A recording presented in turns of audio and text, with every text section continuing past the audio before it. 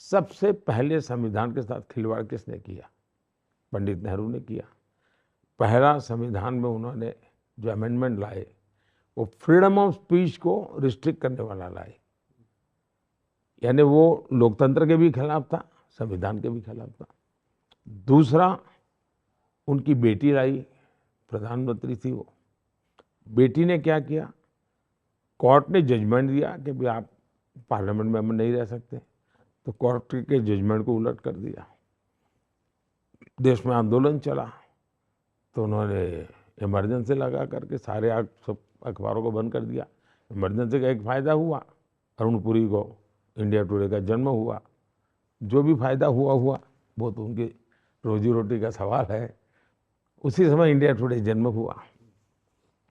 उसके बाद उनके बेटे आए, साहबानों का जजमेंट आया, उन्होंने सुप्रीम कोर्ट के जजमेंट को उलट दिया, वे संविधान को बदला उन्होंने।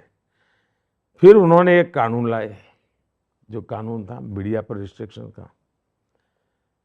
देश भर में विपक्ष थोड़ा मजबूत हुआ था, मीडिया भी वाइब्रेंट होने लगा था। सब टूट पड़े कि हम फिर से इमरजेंसी नहीं आने देंगे। डर करके मारे उनको फिर वो विड्रॉ करना पड़ा। फिर उनके साथ बेटे आए तो रिमोट कंट्रोल से सरकार चल रही थी। रिमोट कंट्रोल सरकार गई, प्रधानमंत्री भी थे पद पर। संविधान की कोख से सरकार बनी थी। सरकार मुझे पसंद है नहीं पसंद नहीं चलता है, वो भारत के लोकतंत्र के द्वारा संविधान की कोख से पैदा हुई सरकार थी। संविधान की कोख से कैबिनेट बनी थी।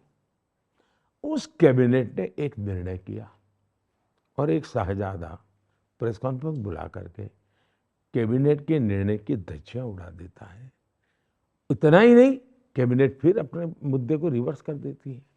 इसका मतलब यह हुआ कि एक ही परिवार के 4 लोगों ने अलग अलग समय पर संविधान की धज्जियां उड़ा दी हैं। उन लोगों को संविधान के लिए इस प्रकार की गंदी हरकतें करने का जमाना चला गया। और इसलिए मैं आज डंके की चोट पर लोगों को कहता हूं कि मोदी जिंदा है तब तक जो संविधान सभा की मूल भावना है कि धर्म के आधार पर आरक्षण नहीं होगा, मैं इसके लिए लड़ाई लड़ूंगा, मेरी जान खपा दूंगा मैं इसके लिए। धर्म के आधार पर आरक्षण, धर्म के आधार पर आपने देश को बांट दिया एक बार।